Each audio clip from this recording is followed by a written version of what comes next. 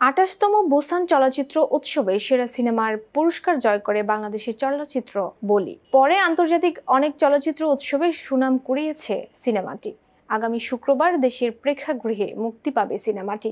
সিনেমাটির প্রযোজক পিপলু আর খান গণমাধ্যমকে জানান, ৭ ফেব্রুয়ারি দেশের হলে মুক্তি পাবে সিনেমাটি। সেভাবে এখন সব প্রস্তুতি নিচ্ছেন।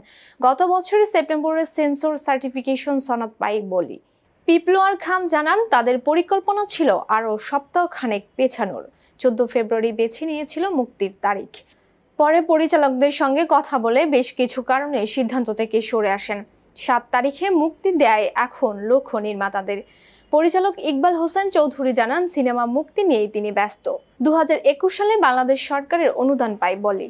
পরে সিনেমাটির চিত্রনাট্য পরে ভারতের এনএফডিসি ফিল্ম বাজার সহ বেশ কিছু আয়োজনে কো-প্রোডাকশন মার্কেটেও নির্বাচিত হয়। পরের বছরেই কক্সবাজারের প্রত্যন্ত অঞ্চলে শুরু হয় সিনেমাটির শুটিং। বুসানে নির্বাচিত হওয়ার পর পরিচালক সিনেমা নির্মাণের খবরটি জানান।